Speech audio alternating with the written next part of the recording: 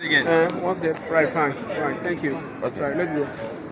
Can we relate to Sure. Hi, my name is Tosin Adebisi. I am director at Educate Africa, who we are proudly here sponsoring this event today at Disrupted Conference.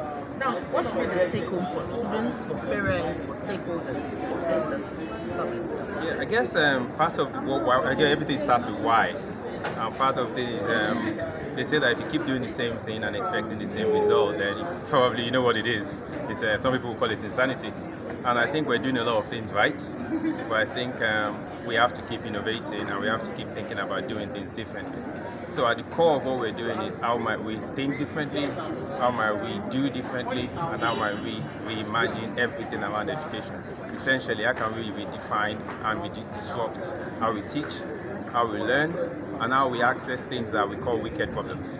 So some of them is access to education, financing, skills, employability gaps, and we have the solutions within us here.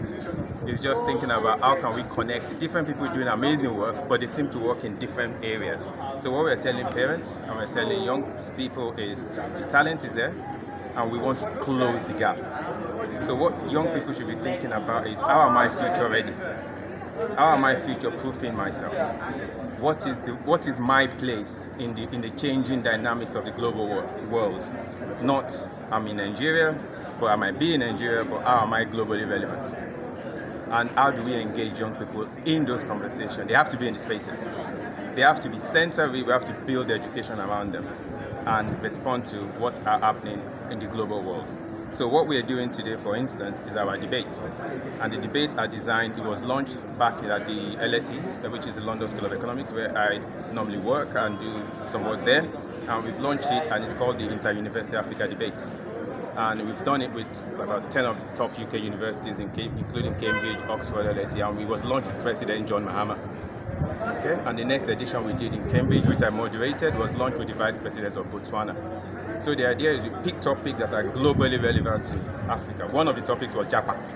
That was the very first one. And we got students to really talk about it in a critical lens. And we get students to learn skills about it. One of the things I tell them is to debate something you don't believe in is one of the strongest skill sets you can have. Because you can either validate what you think you know or you change your mind. So we're teaching them skills, we got them to imagine, and then we bring leaders, policymakers into the spaces to hear the students. So the debate is actually just a platform to facilitate leaders to hear what these young people are telling them about what change they want to see in their own futures. And it's been absolutely transformative. And today we're doing it with the University of Ghana and University of Lagos. So that's what our takeaway is. We have to engage the young people, and we need to start thinking about how we innovate and maybe not do the same things and expecting the same result.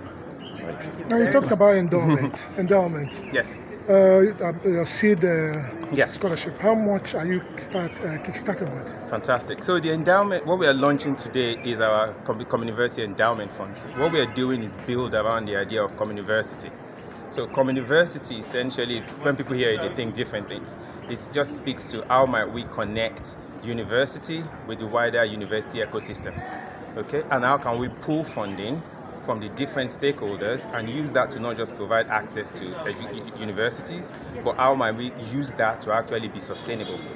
So we will be taking money from the diaspora community, we'll be tapping into high net worth individuals, and we're actually going to be tapping into our own community here as well.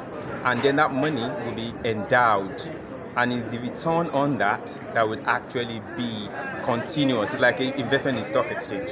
Okay, so we'll be giving the seed money.